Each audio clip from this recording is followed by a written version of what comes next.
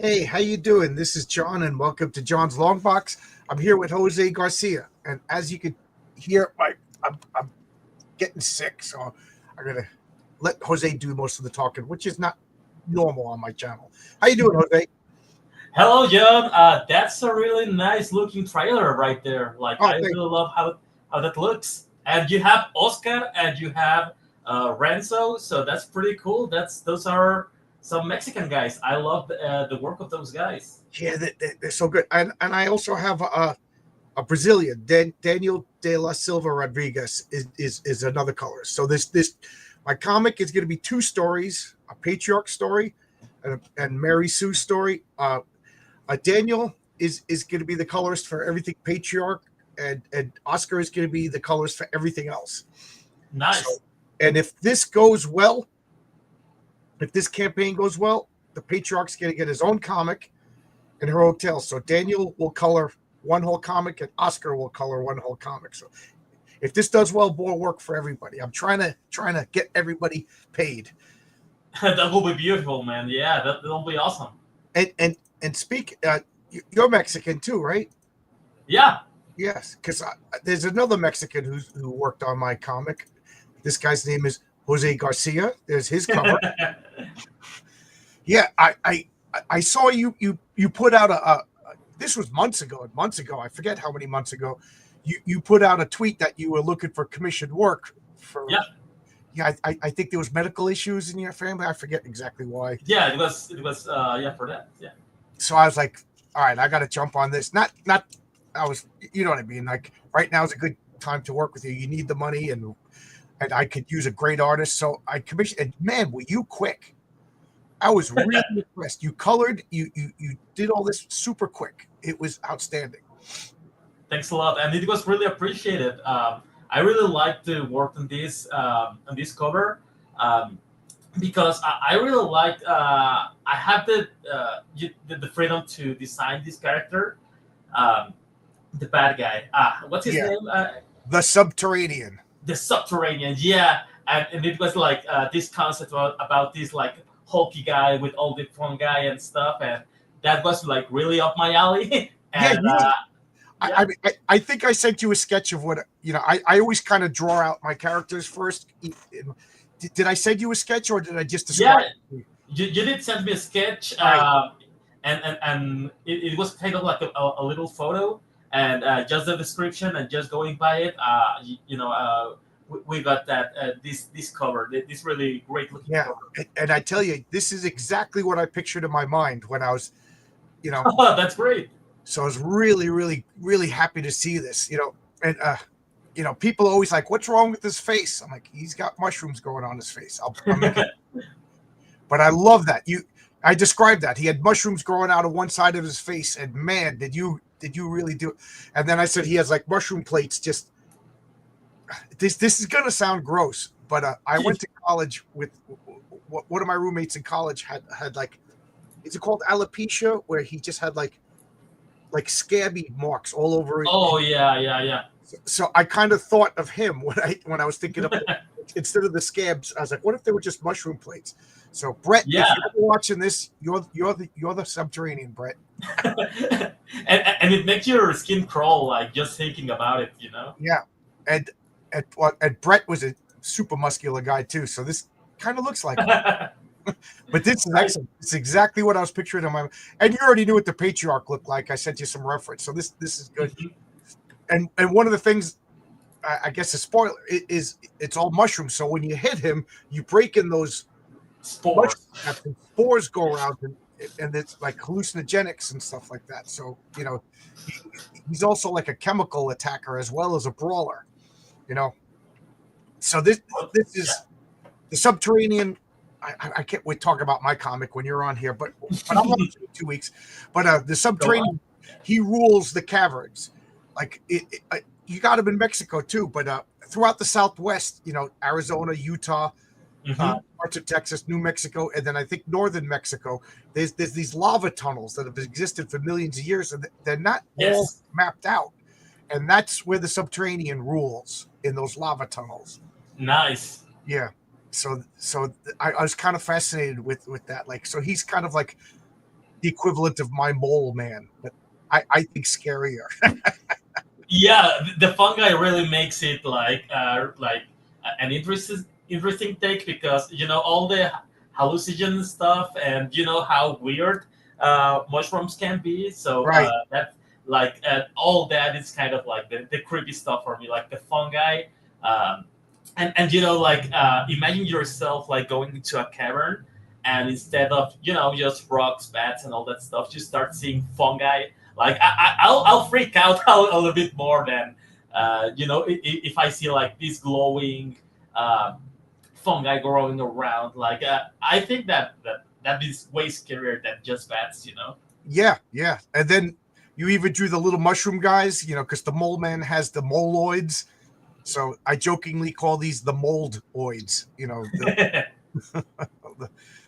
his little mushroom minions. So there you go. He Love it. rules. He rules under the ground.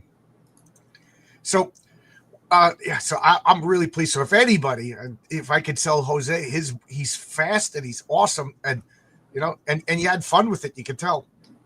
Yeah, this was great. I actually tried to for the posts where Patrick is down. Like I tried to look for a kind of great reference, and I think I stumbled upon something in maybe it was Identity Crisis or something. I was just I had so much fun because I was flipping my books, and I really like to get this kind of classic heroic. Um, kind of post for this cover, and I was like, oh man, so this is a perfect excuse to go back to my comics.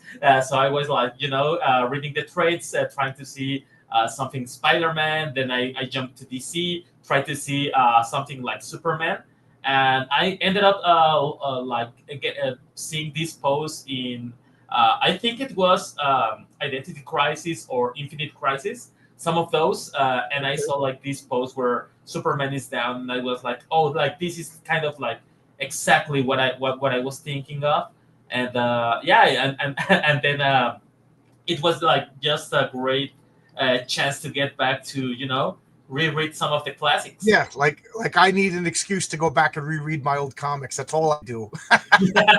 Exactly, yeah, and I get paid, and I get paid for it, so that's pretty cool. Yeah, yeah. Like I said, you were super quick. You were super quick and very detailed. Like everybody, look at that. That, you know, you, I'm gushing over the cover. I really, really like it. So thank you. I'm just Oh, going to bless, address bless. the chat now while I still have a voice. Marcus, how you doing, Marcus? Well, I'll see you Friday. Yes, I have a Brazilian. That's a lot. That's funny. My brother always says a Brazilian when he means like billions. Whoa, that dude buff. Yep, that's the Subterranean. That's the Subterranean. Uh, so, the, all right, I was going to give a spoiler. The Subterranean, nothing is beneath him. Yeah, the Underminer from the Incredibles is such a great name for a supervillain. I love that name. Oh yes. Yeah. And we got Crenshaw, we got Old Dirty Fatty. Everybody saying hello to each other. Sheldon Martin says, "Glad we can meet your friend Brett." Yeah, Brett was that bouncer. Whenever we had parties, Brett was always at the door bouncing. Jose's book is one that gives me some serious FOMO, so I'm going to try to back it this weekend. That's cool. We're gonna. Speaking of your book, here's the link. I'm going to bring it up a second as soon as we get caught up on the. Okay, looks like we're caught up. He doesn't have much room for any more muscles. Oh, he doesn't have much room. Oh, Sheldon, you're clever. You got I play on words. So I'm going to bring up your campaign right now. So you're on Kickstarter with Club Van Fleur, Volume 1. Yes. Tell me about this. Okay, so I'm trying to get back into indie comics. It's been a while. I've been last time I was here on the show, we were promoting Lumina Box. We did like this.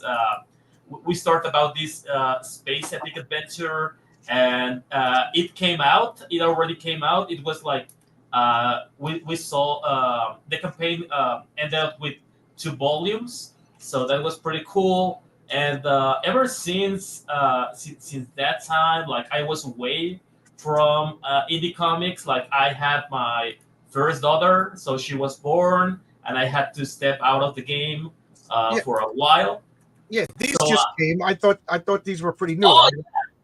so yeah, I've been working with other people like Aaron Cancellieri for Immortal Rising. I did all these It's Volume One, Volume Two, and Night of Locutus. That's a fantasy series. I'm the artist, but Aaron is the writer, Yeah, and these we just showed already up worked. like a week Yeah, ago. Yeah. yeah, it's awesome. Like I've been like doing work for people here on the indie space. Like last time I checked, in the last like three and a half years, we already made like around 23 books that I fully drawn, ink, and colored. But this Club Banfleur, it's actually my second personal book that I'm doing. Oh, so you So wrote this and you're drawing this. This is all yours. yes, Okay. this is all mine. Yeah. I So first this is I first heard of you. What was Lumina Vox was the first thing. yeah, that An was an 8-bit hero, right, or something. it. My 8-bit story. Yeah, that was like kind of like an add-on that I did. But Yeah, yes, I got both of those. I liked them both. And what I really liked about 8-bit Hero was it was language independent. It was just yeah, pure storytelling. It was as a guy who writes, I'm not going to call myself a writer yet, but as a guy who writes words in comic books, I should be like, oh man, this is not good because you told that story without words. You know what I thanks a mean? lot. But I appreciated that because it was just a pure exercise in storytelling. And what I mean by that is you could follow the story by the wonderful art. So I really like that. I thought it was really cool. Sorry to derail you, Oh, but I'm thanks a lot. excited. No, it's cool. And hey, I want to say hi to the chat. Hi SDA. Hi everyone. But so Club Banfleur is gonna be kind of like the series I want to work on right now. Like Okay. I'll be continuing Lumina Box, but right now, since I'm starting to get back into the indie space and all that stuff, you know that printing in color is like really expensive. Yeah. Tell me about So yeah, so I'm gonna try to bring a couple books in black and white, just to to make. I want to get some backers back. I want to kind of establish myself again, so I can get back in the game of doing both colored books and both black and white books. This is a black and white book. This is gonna be 80 pages, but it's part one of six. So I treat this like as if they were like floppies. So it. I'm doing like 80-page floppies Oh, with this one. oh, And 80 pages. I thought you said 8 pages. 80 pages. no, Yeah. 80 pages. Yeah, Holy yeah, mackerel. Yeah. yeah. So because as for Club and Fleur, like I've been working in comics for a while, and you know that real estate in comics is kind of like super precious. Like uh, we would like to do so much more in indie comics, but you have to pay your artists, right? Like you want to extend like kind of this fight scene for like maybe 10, 20 pages, but you have to keep on budget and you have to keep on, Right. Yeah. on your prime real estate, right? So you have to I won't say cut corners, but be more intelligent with You whatever want to be you're more trying to. efficient. You want to be Yeah, efficient in your storytelling. You're not cutting corners, and you can't exactly. be Yeah, extravagant because let's face it, a 40-page fight scene doesn't serve the story either. You it know. can be. Yeah, well, that's what I'm trying to do because since I love manga, like I've seen kind of like what they do with the fight scenes and how they incorporate the story and they make it kind of like um, entertaining while telling kind of like a story arc while doing the fight scene. And since I've been doing like storyboarding for action adventure shows, I really want to take my time with this pacing. It's more like manga pacing instead of comics. Okay. Um, but yeah, I will try to do that because I love comics. I really love doing like all this pacing, but I wanted to do something that was more in my kind of like that was more me, more my own personality, Okay. So yeah, so I tried to went by the book with Lumina Box. I tried to keep it everything short and try to keep everything kind of like kind of quick and all that stuff. And I got like really desperate real quick. So I'm trying to take my time with this. I'm trying to make the best art I can, and I try to keep the pacing, up to my liking. I would say. Okay. How long does it take you to do one page? So it's I'm not working full time. Like, and 90% of the indies are pretty much like they have a day job. Right. Yeah. So yeah, I kind of do whenever I'm working like full time. I can do like 1 to maybe 4 pages a day. So Really? yeah, not with that I level knew of you were quick, but that's superhuman. yeah. I did this comic in like a 1 month, Oh but my God. the thing is that I usually go in stages. Like the stuff you're seeing on screen, that's like really rendered. But if you go down, like if you scroll down a little bit, you could see like some pages that I think it's yeah, that like that one. That's kind of like the level I can do like 4 pages in a day. Oh my And God. That is incredible, man.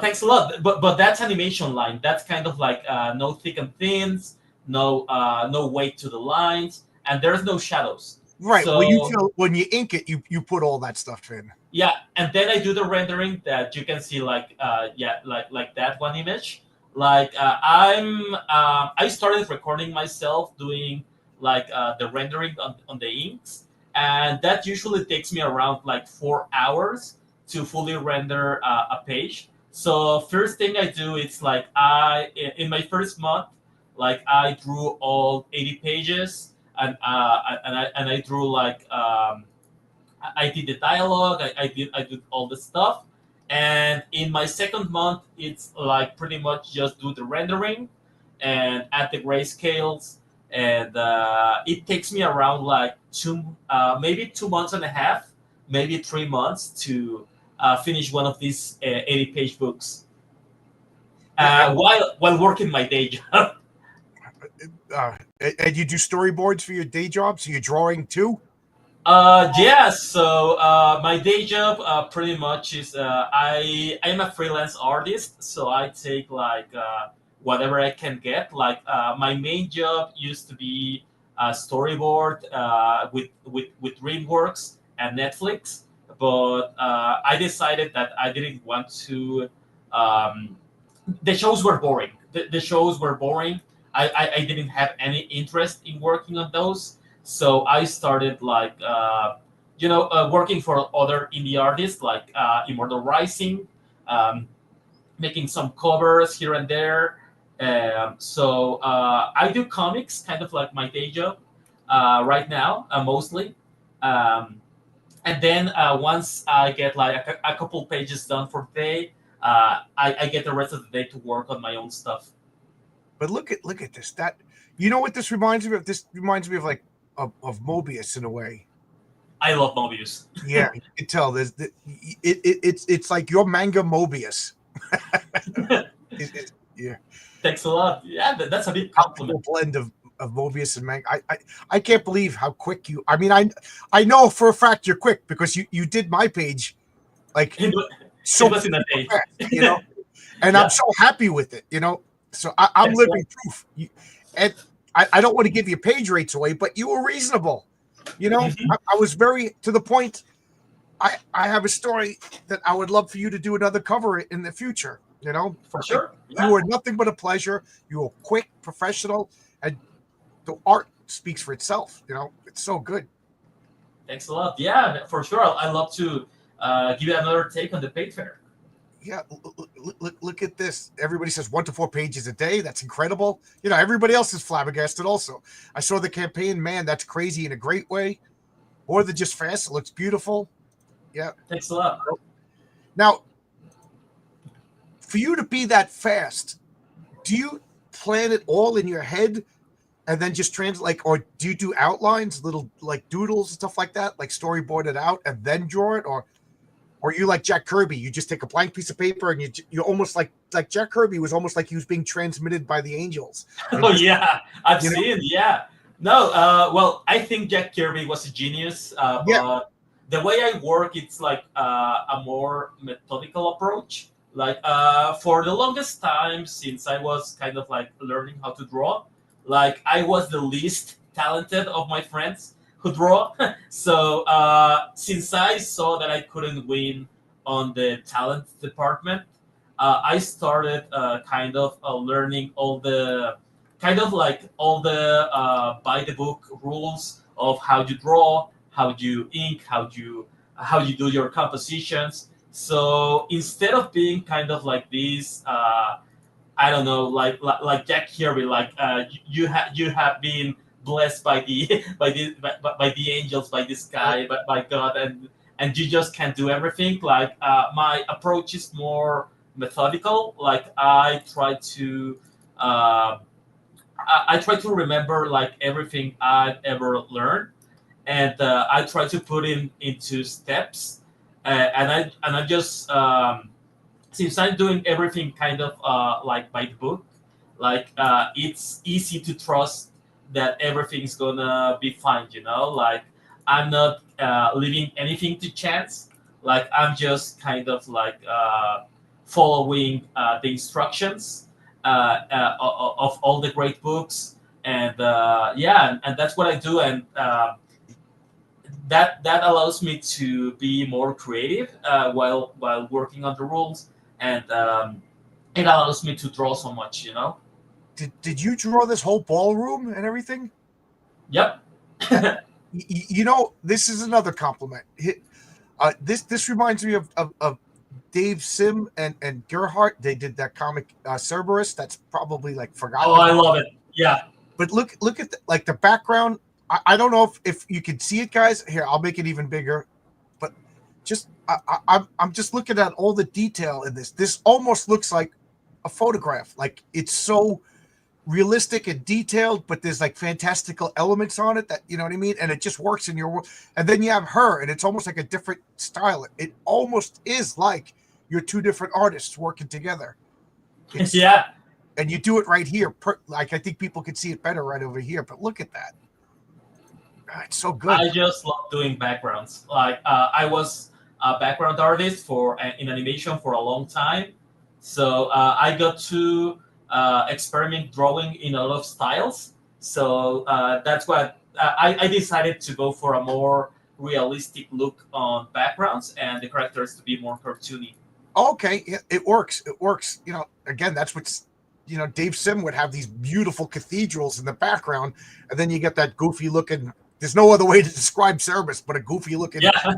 perfect cartoon character. And here I see you got my 8-bit story, guys. I really recommend this. No words. It's like if you have kids, you could give them this comic and they could follow the story like as a pre-reading exercise. Just to get them used to following and page turning, which is important. Oh, And I here's have another book coming without words, but I'm gonna try to make a campaign for it. But it's gonna be a hard sell. I just got the rights back from a book I did in 2020 with webtoons. It's for wordless stories about love in the seasons. It was on the spring, autumn. You know. okay. Yeah, so I have another one coming, but the indie space is a little bit more kind of like action oriented, so it's gonna be a hard sell, but it's as good as good as my 8-bit story. Okay, I'm looking at the prices. I was like, wow. And then I realized this is a Mexican, guys. So Yeah. so it says 600 Mexican dollars, which is about 30 American dollars. So Hmm. put your eyeballs back in the head. It's not that bad. It's very reasonable for the amount of stuff that you're getting. This is awesome. This is really cool. Yeah. So you said you did this 80-page book in what, 3 months? I'm still working on it, but I started working on Christmas last year, and by the end of January, I finished all the inks on the first page, and I've been working ever since in my free time to deliver on time. I want to have the book finished before campaign the campaign ends, because like in the indie space, it's kind of like well, people are starting to getting out because they've been burned because they have late books and everything. So I decided, like, I really want to finish all this stuff way before everything, before I set the campaign. So the waiting time, it's kind of like maybe a month, if not less. Yeah, But I yeah, totally hear what you're saying. I only have one campaign under my belt. I was 3 weeks late, which I'm embarrassed about. But I had people flat out say, John, I like you. Your comic looks good, but I'm not backing it until I know that you actually produce comics. yeah, And I yeah, understand that. I can't get mad at that. And I had nothing to back myself up yet because this was the first time. yes, And people saw that I got injured, so they were like, I don't know if this guy, you know what I mean? So yeah, yeah, yeah. now I got people going, man, people seem to like your book. I think I'm going to get issue 1 and 2. So yeah, I understand what you're doing, and unfortunately, some other people are giving a bad reputation to crowdfunding. So I know, yeah, yeah. That's what they're it doing the came. right thing. And I got everything I ever backed by Jose. Super quick, super. And it's been awesome. So you know, take my word Thanks a for it. lot. That means And it anything. gets it straight to your mailbox. So every single campaign is delivered. So that's pretty cool. Yeah, I got. I'm trying to think. I got Lumina Vox. I got 8-Bit Story. I got 2 different Immortal. What's it called? Immortal Rising. Rising, Campaign. yeah. You did work for me. Mm-hmm. Everything has been professional, on time. It awesome. So I don't know what else to say. And this looks. I'm gonna back this. I'm gonna back it tomorrow. Tomorrow's payday. I'm Nice. saving my money because I'm paying for a comic right now. You know what I mean? Yeah, yeah, yeah. I mean, yeah, that's the thing that I really want to get into the publishing business myself, but I am saving to pay some artists. Like I really want to, since I draw kind of fast.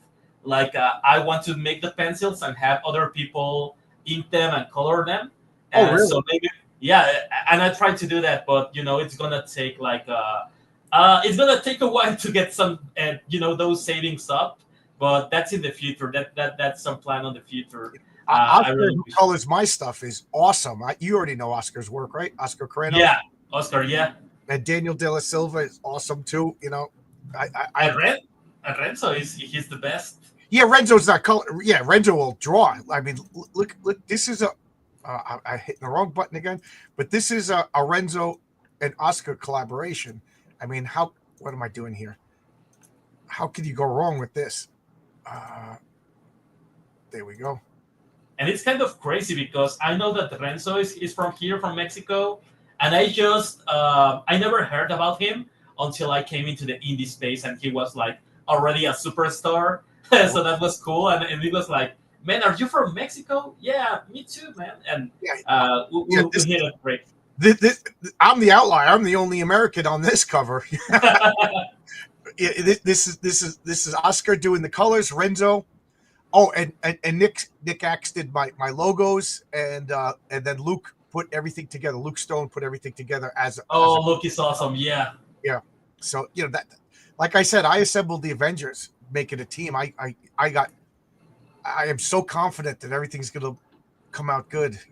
But and yeah, it already looks great. Yeah, and Oscar, man, Oscar and Renzo, they know their comics. You talk to them, like I yeah. said, for that Mary Sue cover, I'd like to do that Fantastic Four. And I said the number. Fantastic Four 202, and Renzo goes, "Oh yeah, but everything was split." Like he knew the number, and I was like, Yeah, I'm working with the yeah, right. Yeah, exactly. Yeah. yeah. Renzo, he did a bunch of comics for why is it blanking on me now? Mark Bolton, he He has did done Mark for. Bolton. He did Coney Waves. He did, but even before that, he did some regular comics, non crowdfunded for Why can't I think of Cinescope. like Grimm's fairy tales, like those Yeah, sexy? Why can't I think of that company? But anyway, I think yeah, that Cinescope, right? Cinescope. Yes. Yeah, yeah, he did those comics. And then I first heard of him, or Diversity in Comics. Richard C. Meyer. He did why Oh can I? yeah, He did a comic. I think he did 2 comics for Richard C. Meyer. yeah. The girl with the shaved head. Yeah, Uh, yeah, yeah. I can't think of her name. yeah, I can remember the name of that comic, The but art yeah, was he did. so good. And then Impossible Stars he did, Oh and yeah. then he did Thomas Valiant for RJ from the Fourth Age, and that's Hmm. when I was just like, this guy does superheroes the way And I. he's fast too, man. Yeah, Renzo is fast. He reads the script, and it's funny because I send him a full script. He changes things because people are different, but when he changes, he fixes. You know what I mean? Like he took. I had a page with 5 panels. He turned it into 9 panels, and it's so much better. So Oh, nice. so I send him the script. He does what he does. I send it to Oscar. Oscar colors it, and then I have to rewrite everything because panels. Yeah, But he's more visual than me, so it makes sense, and I love working like that. I it's don't the know. problem. We're talking about you would hire other artists though with all that talent that you have. I mean, you could color too. Yep. So I'm gonna try to kind of like I have a team, like I'll TOs.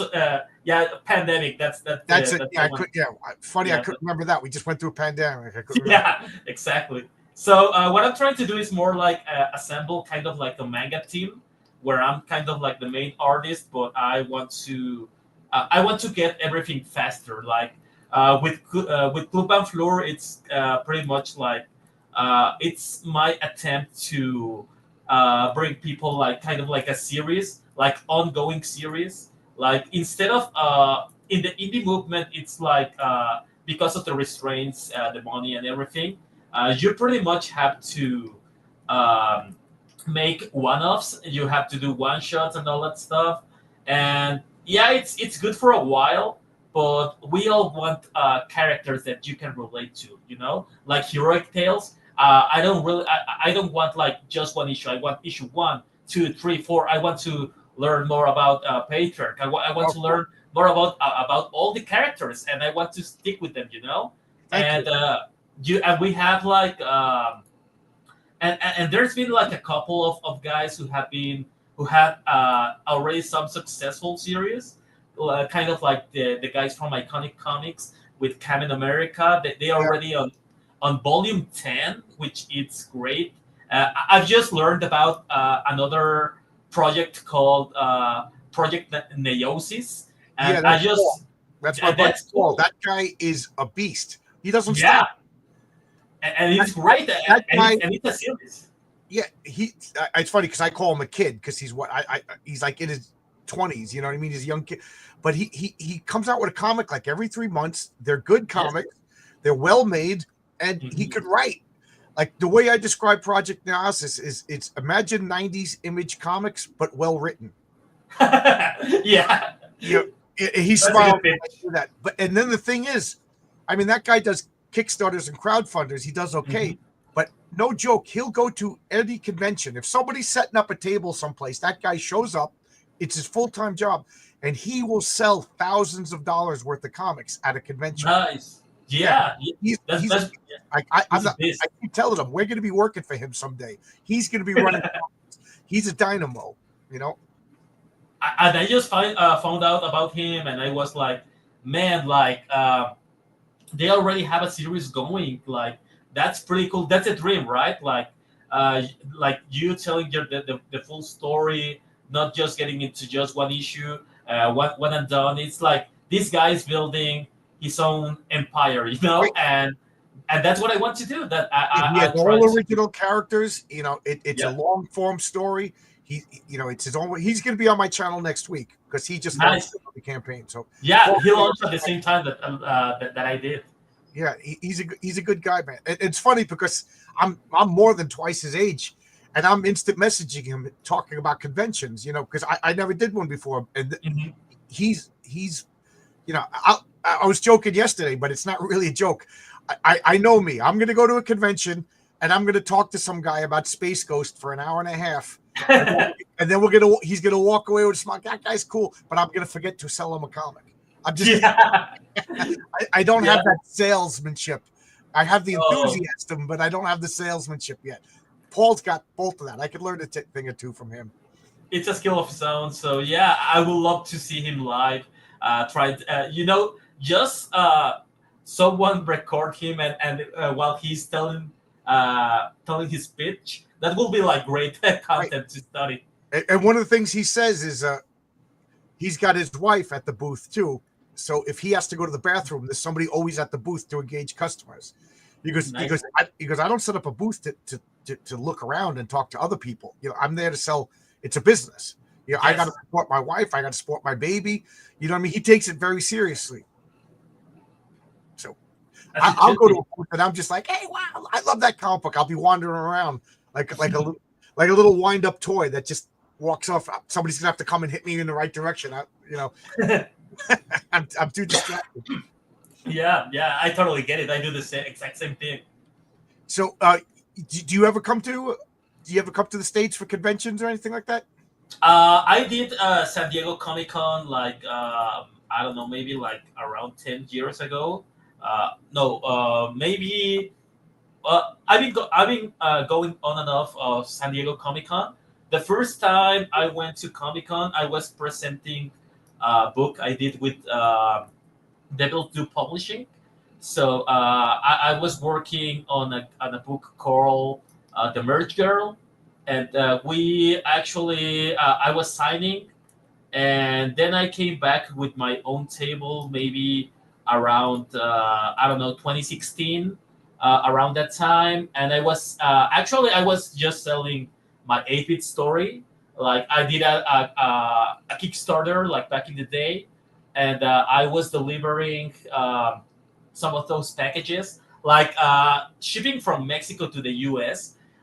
In that point of time was super expensive. So I decided to bring all the books and just come to Comic Con and use that trip as an excuse to go to the post office and have the shipping be like 10 like super cheap like in comparison, and I brought some other books to sell at San Diego Comic Con, and that's where me selling my 8-bit story. That's what got me like my work at DreamWorks. So I was selling my book, and a headhunter came in. He grabbed like 10 books, and he was asking like, "Did you did all of this?" And I was like, "Oh yeah, I did inks, colors, all the works." And I just they give me a card, and it was like call us before the con ends. And after Comic Con ended, like I remember just taking a plane home, and while I was on the plane, I got like this email like, "Hey, can you work on Voltron?" And as a storyboard artist, and I was like, "Hell yeah!" So that was awesome. That's cool. Yeah. Yeah. I'm nervous to do conventions because, like, I can't help but think, like, what if nobody likes me? What if nobody comes up to my booth? You know what I mean? Like, Yeah.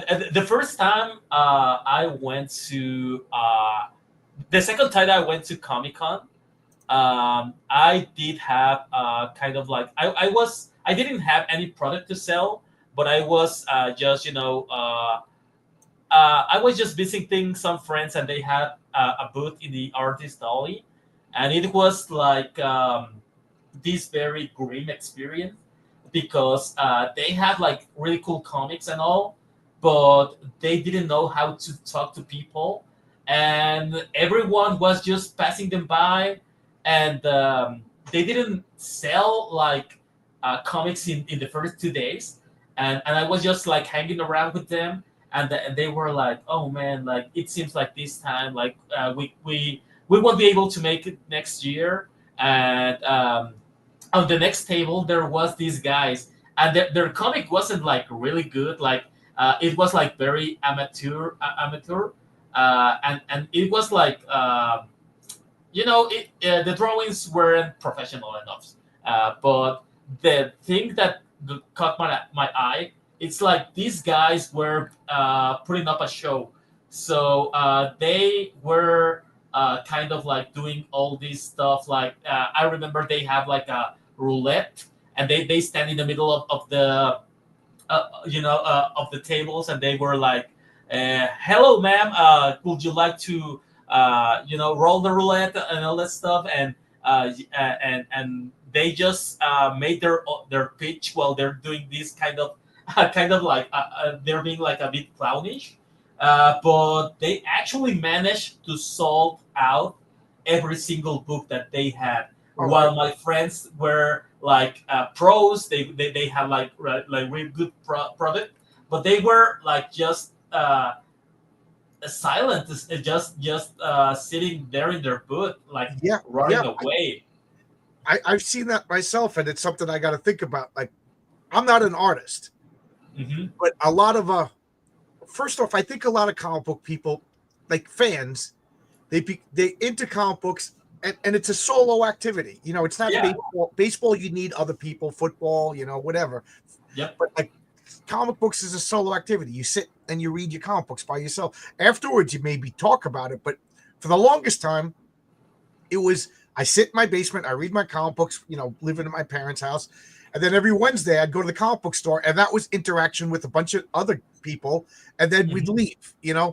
So I Yes. imagine the artists, they're sitting home, they're drawing all day long, listening to music, you know what I mean? And then they go to conventions, and now they got to be social. But these guys are probably introverts. Yes. So I saw so many artists, they're hiding behind their art, like they're sitting at the table, their heads are down, they're doodling, and they're not making themselves engaging. Now, I'm just gonna make up names, but like an Art Adams, everybody knows Art Adams, so everybody wants to go to his booth. But like a new guy, I Yeah. imagine you got to make eye contact, and you got to be friendly and warm, and invite people to your booth. So I imagine like Paul Thayer, who Project House, that guy's not an artist, so he can't sit there and doodle. You know what I mean? Like you're not gonna sit Yeah. there and write a script, He has to do the work. right? So you got no choice but to engage people. So like if I was to go to a comic convention, I would sit behind my booth and like, hey, like I'd like to talk to people. I'm at work working in Manhattan. I'm talking to people on the subway. You Hmm. you know people like, get away from me, you weirdo. I talk to everybody. So I think I would do good. But I still can't help but be nervous but you got to engage people. You're there to press the flesh. You know what I mean? You're at the I big. think you're gonna do great, man. Like you have a show, you already talk to people from all around the world, you have cool stuff to say. So I think you're good. I can't help but be nervous. But like, I don't know if you know Vaughn Coleman. He lives Yeah. nearby, New Jersey. I live in New York, so nearby is relative. And then Paul, I forget where Paul lives, but I don't think he lives too far away. So I was like, once I have issue 2 in my head, maybe, if I could invite myself along with you guys and go to a convention, you know what I mean? You should, yeah. And I That would like to learn from them, but I think I could talk to people. But like one of the points I'm trying to make is when you're at the comic convention, you can't be a jerk and being like, this guy doesn't know who Spider-Man is. You know what I mean? You're at work. yes. And your job is to sell comics, and you don't sell comics by being standoffish or shy. Unfortunately, like you can't afford to be shy.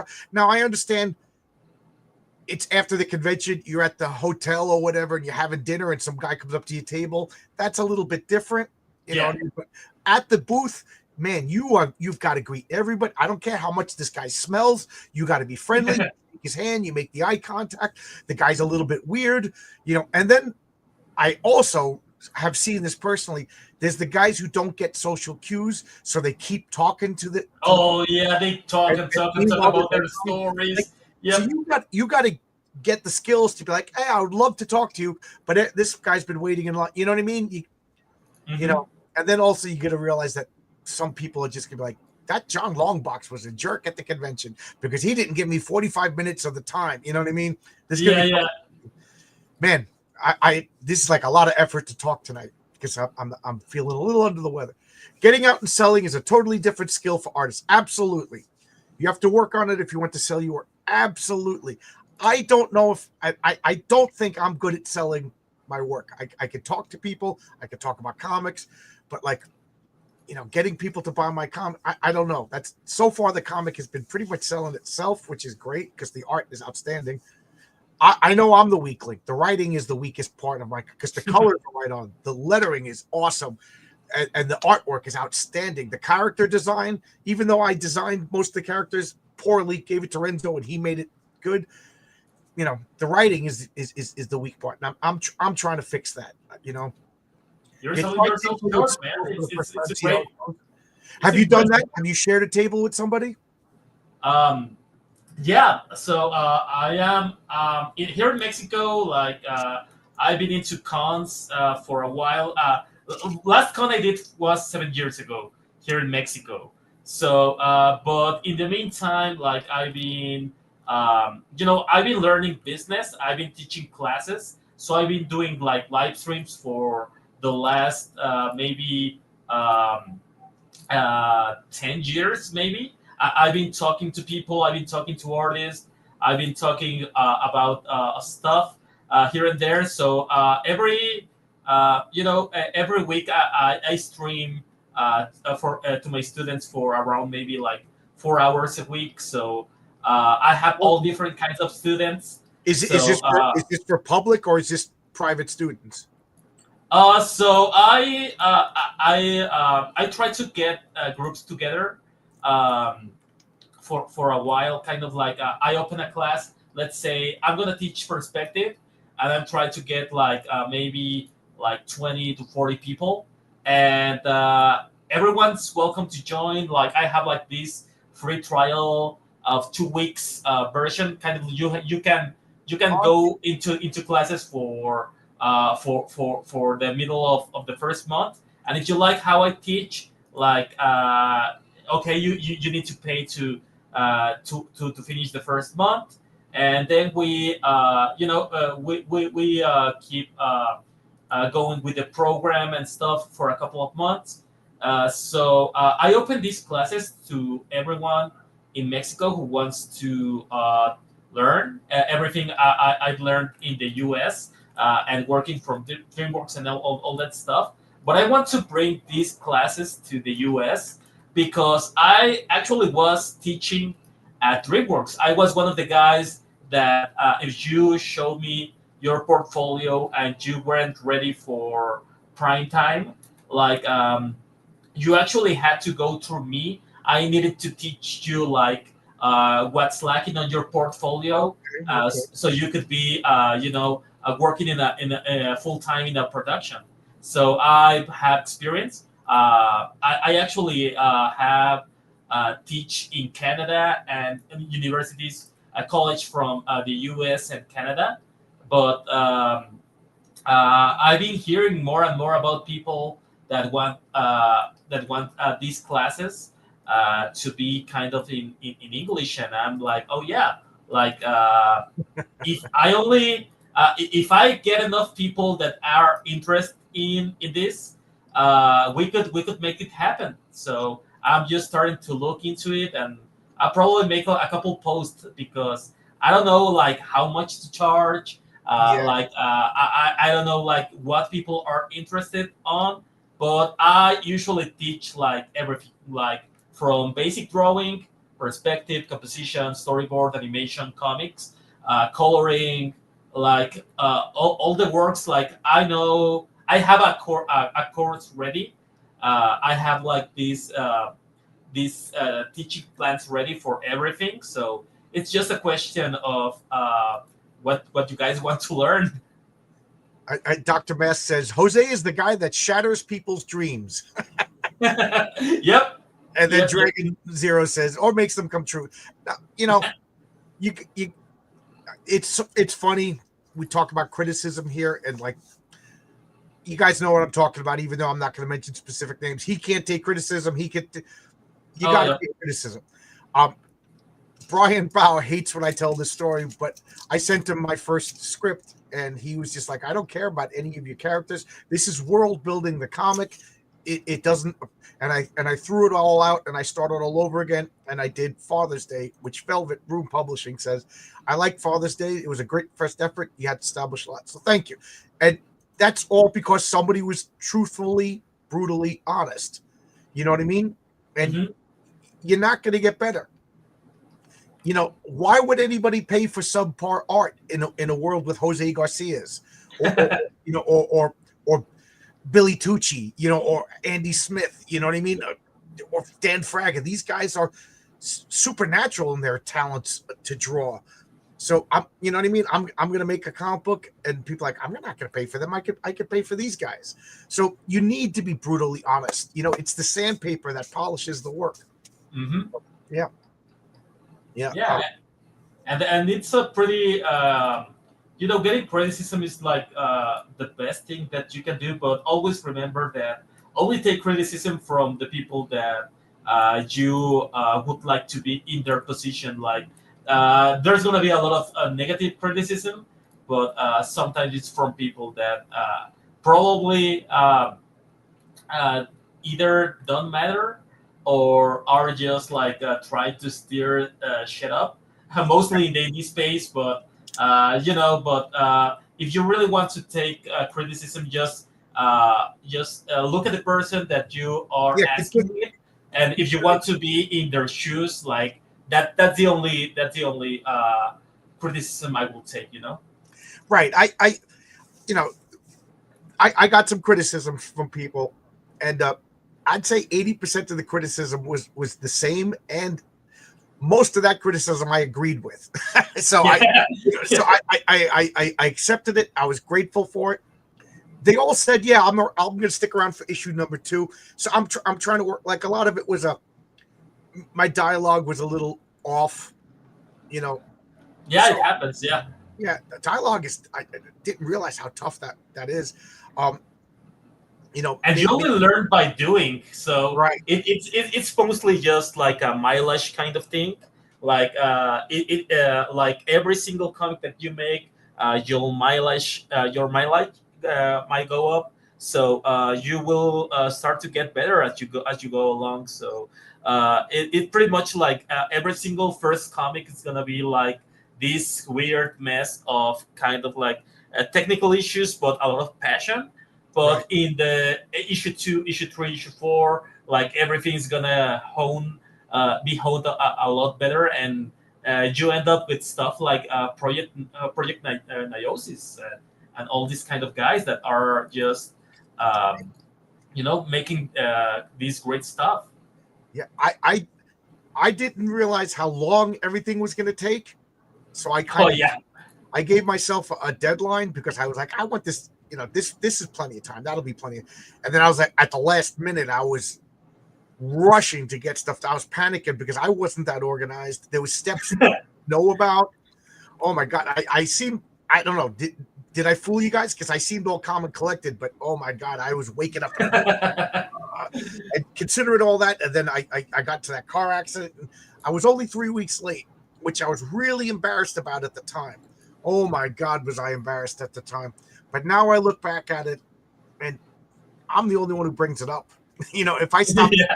3 weeks late, everybody's going to remember that I was on time. So I should shut up and quit while I'm ahead. I'm glad you made it out everything good about that car accident, because that was when we were working on the cover. Like one day, like I think you sent me like payment, and I sent you like everything, and you didn't reply for a couple of days, and I was like, Yeah. what happened with John? And then I saw your photo with the on Oh, the that's stretcher and right. all that. Yeah. That's right. Me and you were working together right during my car accident. Yes. I forgot. Yeah.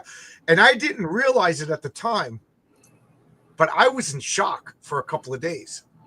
Yeah, Mhm. I started recording like 2 days after the accident, and I wasn't really making sense. I was, you bang your head up, you break your neck. I was insane for a couple of days. Yeah.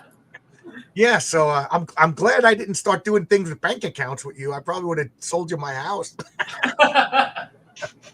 Yeah, it was kind of scary. It was, and at the we're talking about honesty. I consider myself a tough guy. I got a hard job. I Mhm. you know I got things that I don't talk about in my past, but I'm scared to drive now. I know people say get back on that horse, but like I do drive. I drive every day. I drive to the train station, but if I got to drive more than 10, 15 minutes, I start to panic. I know that's not cool to admit, but whatever. I So get you. I get you, man, because you know, my I have a similar experience. I've been in like maybe like 12 crashes. So and one time I almost break my neck. So my dad when he was alive, like he really liked to drive really fast, and he totaled like maybe 5 cars with me inside. So I have like this kind of like fear of driving too, and like I actually like I don't know, maybe like uh, 10 years ago I bought like a truck so I could drive, and after buying the truck and all that stuff, like I just pretty much just drove like maybe 6 times in like 4 years because I wasn't over the fact that I've been in so many car crashes that it gets to you like I've uh, been in car crashes before, but it was always like fender benders or nobody was. This was the first time. Thank God I hit a tree. And yeah. what scared me was I just zoned. Everything just. It was a physical problem. I went to the doctors. I got my heart checked. I got my brain scans. The joke is they scanned my brain. They found nothing. We ruled out everything. We thought it was like diabetes, but the doctor was just like, it was July. The temperature in that day was 106 degrees. I was on top of a building. Hmm. It's called Q deck. It's basically tinfoil. I'm not even joking. It's steel, corrugated steel. So you were in the microwave pretty Yeah, much. so I was on like I was baking in the sun. Yeah. I'm up all the way on the top. I didn't drink enough water. I think I drank like 3 cups of coffee, which didn't help. And then I normally I have a coffee break at 9 o'clock. I didn't want to eat because I just was like, I'm so hot. I didn't feel like eating. So, and I should have drank water. Instead, I got a cup of coffee, and then I went back to work. And I was leaving early that day. I was leaving work early because that was the day Mark Miller was going to be on my show. So I was like, I'm going to leave early because he could only do it at 3 o'clock. So Hmm. I literally, I was like, I'm going to have lunch with my wife. I'm going to have lunch here and then go home. So I left. I didn't eat or anything. And then as I was driving, I was like, so the doctor's like, yeah, Whoa. you had extra. And it happened before, exactly a year before, maybe not to the date, but in July, I was working same exact conditions. And I passed out at work, That and I sucks. came to my foreman, like, let's go. You're going home. And he drove me home. So, Hmm. so I think that's what I think it was just heat stuff. But Logic he always has good comments. Some people confuse personal preference for criticism. Absolutely. They are not Yes. the same. Absolutely. Because you like something doesn't make it good, and because you hate something doesn't make it bad. I totally agree. There's movies that I know are bad, but I just love them. There's comic Yeah. books that I know that are bad, but I just love them. And there's comics that I know that are good that I don't like. Like I don't like Exactly. The Dark Knight Returns, and everybody gets shocked when I say that. But I recognize it was good. I recognize the talent. There's bands that I just don't like. This is going to cost me subscribers and sales, but I don't like Pink Floyd. But I know that they're excellent musicians. I know that they're great. I just personally don't like them. But I'm not going to say that they're a bad band. I Exactly. Yeah. absolutely agree with you, Logic. You know, there's, there's, you know, and one of the criticisms was that I received was I thought it was going to be this, but it was that, so I don't like it. That Mm. wasn't a valid criticism. I thanked Yeah. No. them. I was pleasant, but you know what I mean? There's nothing I could do about your expectations, you know? Exactly. Yeah. So I want to go down. I've been talking so long. Hey, Sinopia Publishing. I can't wait for the next, and I know I'm going to say it wrong, Dibley's Magic Mushrooms. My comic has mushrooms in it too. My novel writing, my dialogue is pretty good, or so I think. I'm working with a Tonic Mole, and I sent him my script, and Tonic Mole said, "Do you mind if I tinker with the dialogue?" And I was like, "Tonic Mole, you write the best dialogue of all crowdfunded comics. I was hoping you'd tinker with my dialogue." He's making Saving the World, right? I'm sorry. Yeah, Saving the World. Saving the World is its comic. Yeah, his dialogue is so good. And Yes. And people like to confuse personal dislike for an individual.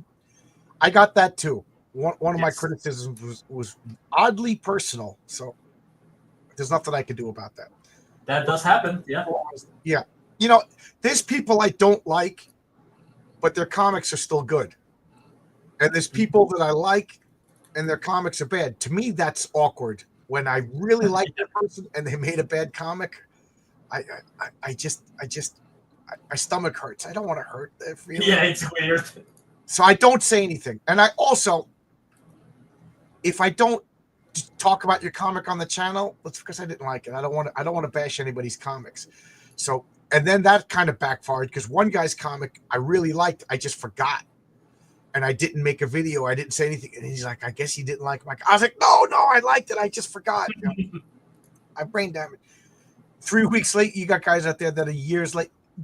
A late book doesn't really bother me, but I wanted to establish a reputation as a guy who delivers on time. You know, you want to keep the story going. Yeah, that's what that's fine. There's people that don't like Eric July. There's people that don't like other people. What I find weird is spending hours and hours and hours just going off. Like the thing I always say is, hey, Jose, there's a restaurant around the block for me. It sucks.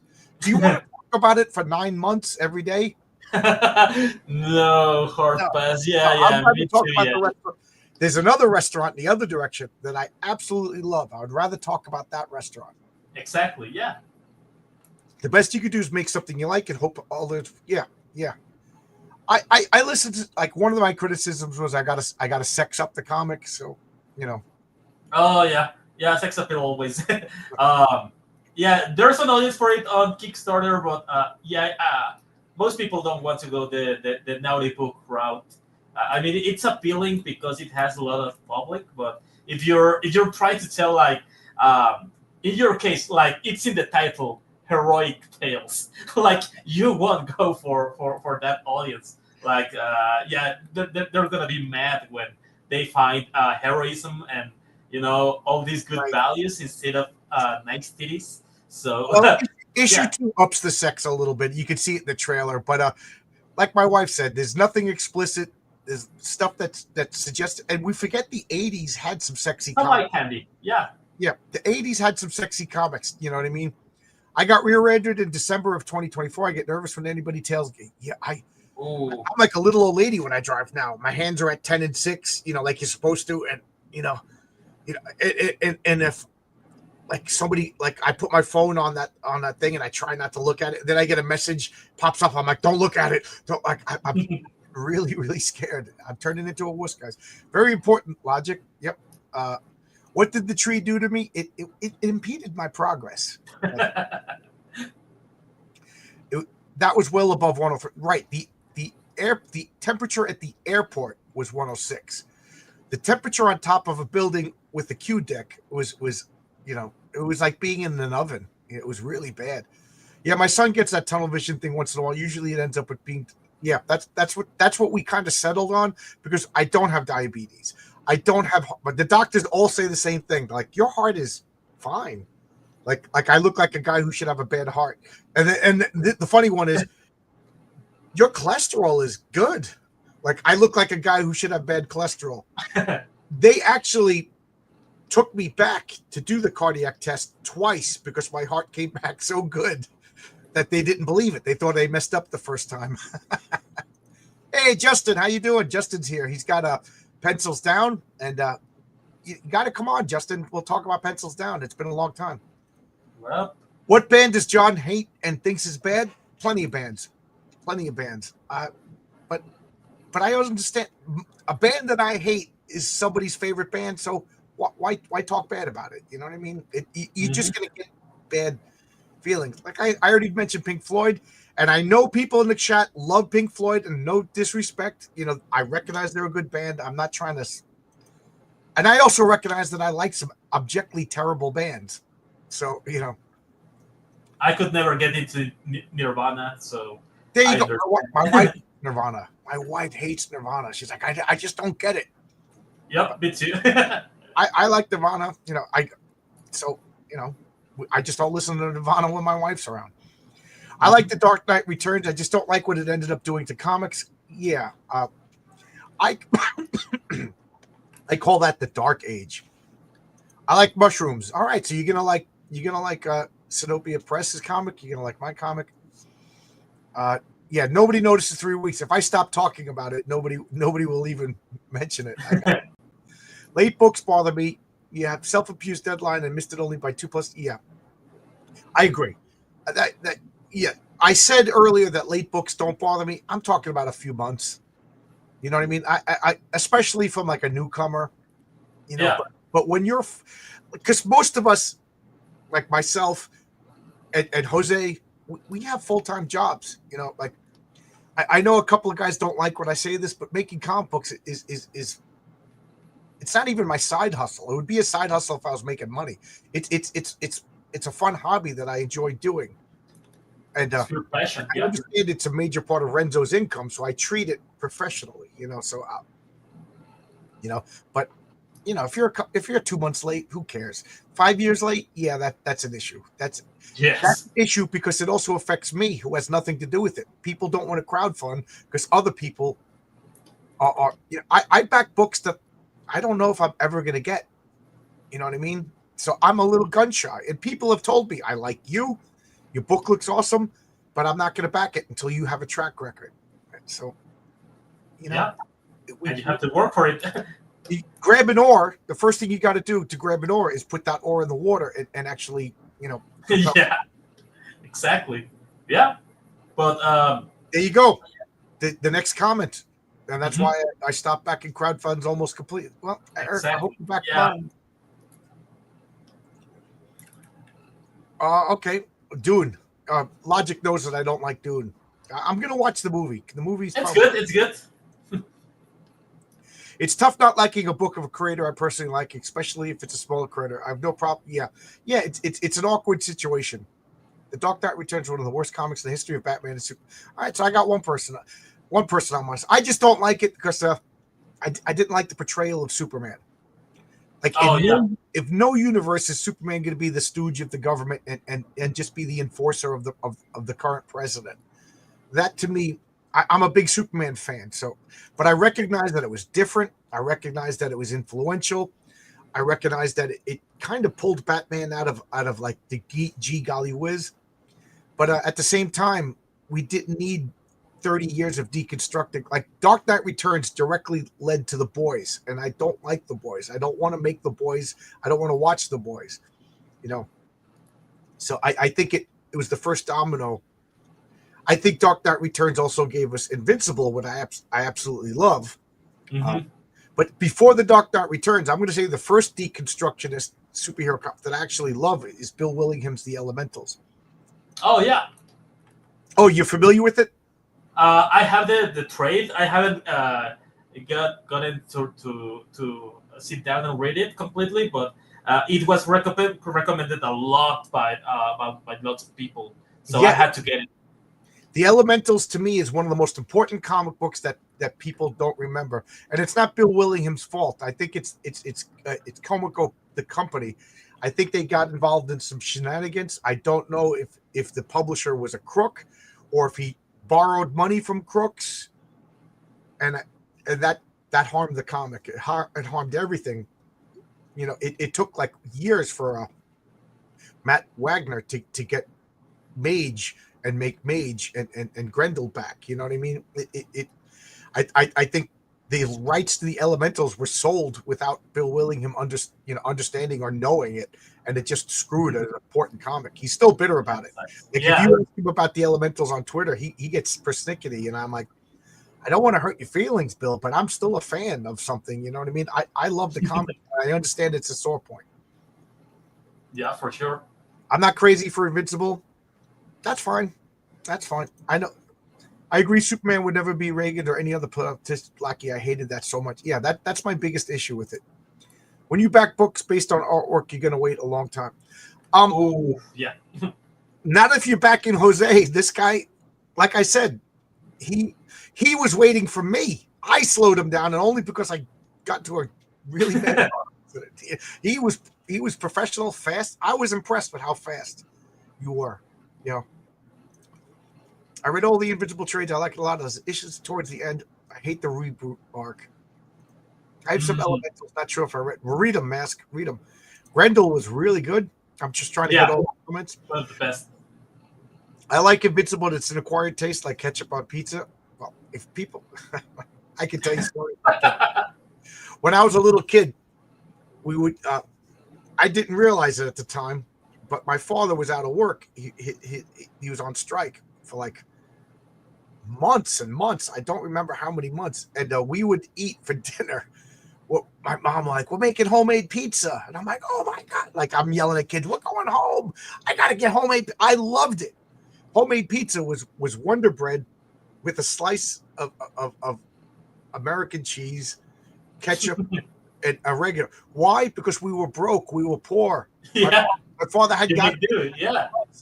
And I'm yelling, we're getting homemade pizza. That's kid glasses. You don't realize. And my father's eating it embarrassed, ashamed, that's what we're eating for dinner. But I didn't know better. I thought it was the greatest thing in the world. Homemade pizza. Yeah. And when I told that story, my father's like, don't tell that story. He was embarrassed. Yeah.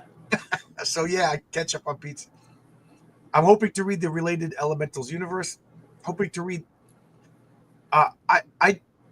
there's just Elemental, then it just died because the company. Jose's always does quality stuff. Thanks. I was complaining his throat hurts. I'm talking too much. Miracle Man's also an interesting read about those things. Oh, yes.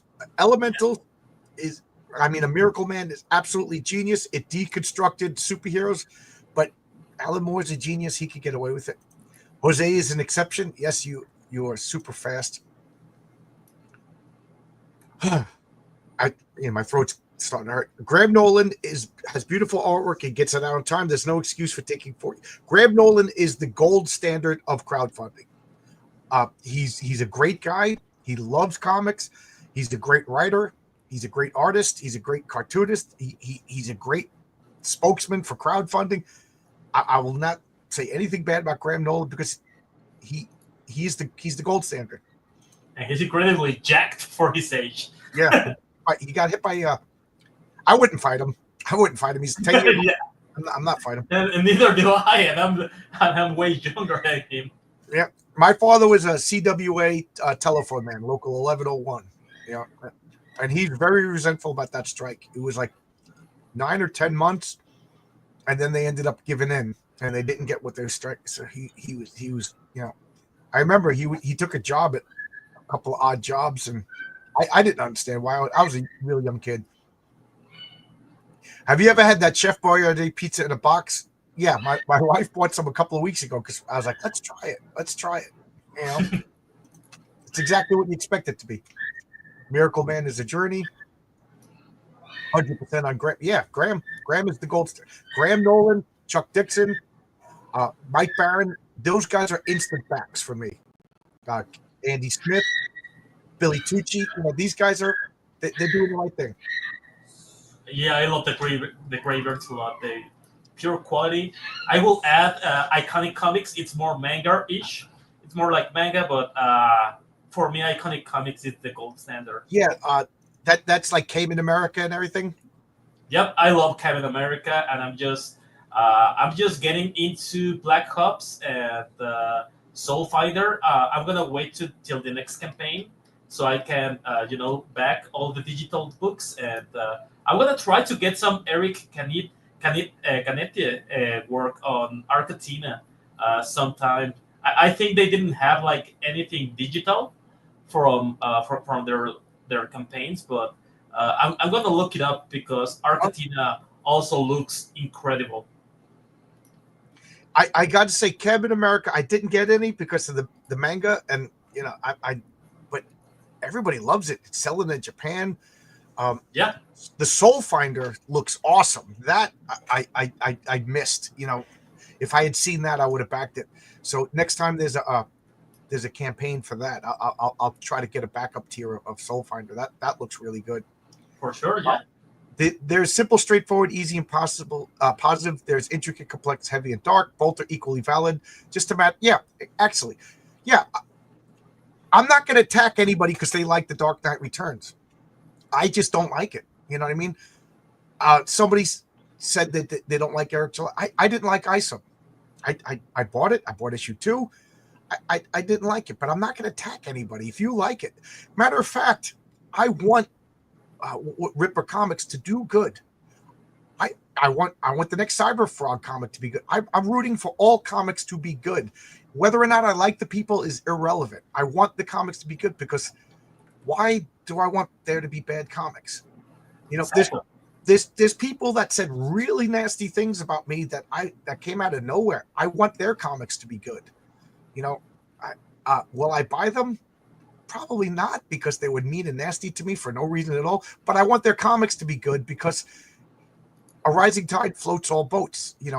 Again, I'm catching heat because people don't want to back crowdfunding because of other people's behavior. So maybe I'll catch some. I don't know what's the opposite of catching heat, because of other people's good behavior. You know what I mean? Yeah. So Halo effect, maybe. Cayman America is colored and red's light, so it's digestible to American comic. Yeah, I've been hearing such good stuff about it. You were a local 1103, so my father's 2 locals away from you. Yeah, he retired that. Raymond Raiden Radio. Ooh, Jose back his shiz guys. Yep. What up, Reagan? Genuine Comics and Aaron Lopresti. Which one is Genuine Comics? That's Dave Brink. That's Perfect 10. Dave Brink. Dave Brink's Genuine. Is that what we're talking about? Genuine Comics is Dave Brink's, right? Yep. Yeah. Top Perfect 10 is one of the best comics coming out, whether it's mainstream or crowdfunded. That guy is making the best superhero comics right now. Why did I space out on his name? Maybe the car accident damaged me more than I thought. I bought most of the Elementals at Second and Charles for 50 cents each. You got yourself a deal. Fembat, good deal. Fembat is Apex Comics. Check that out. And my throat is starting to kill me now, so I'm going to stop talking. Anything you want to say, Jose?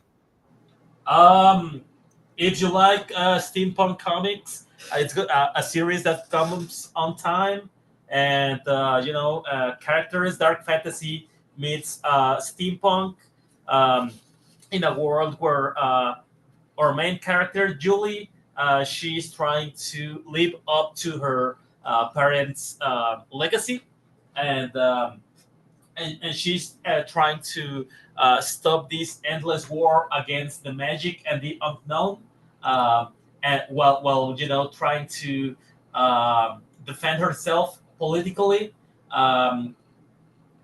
If you want these themes about legacy and trying to save the world, and all these kids that have the wonder that are just trying to get outside of their little town and see what's going on around, you will like Club Van Fleur. Sorry for that lazy pitch, but yeah, so that's mostly what we are trying to achieve with Club Van Fleur.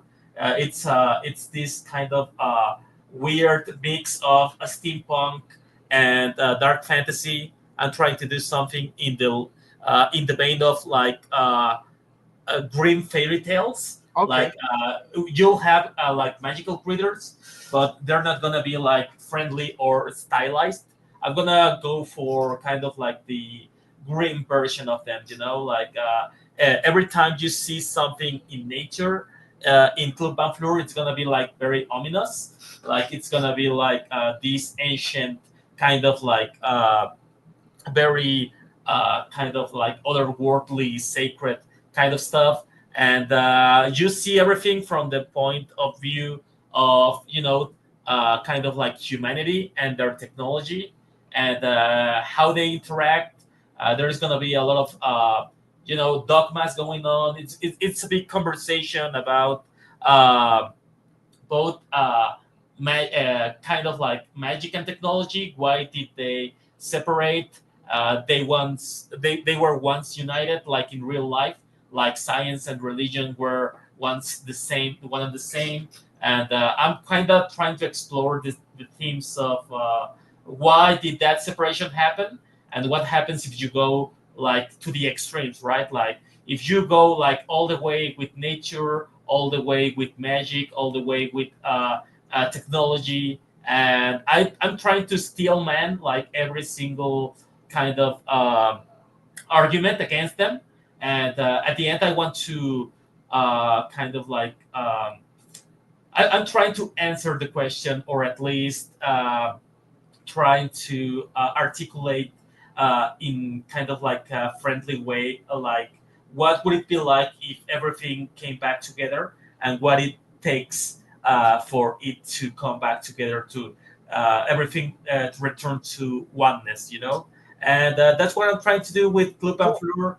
It's gonna be a cool series. We have already like 500 pages, like already like sketched out. So volumes like 1 to 6 are already in the works.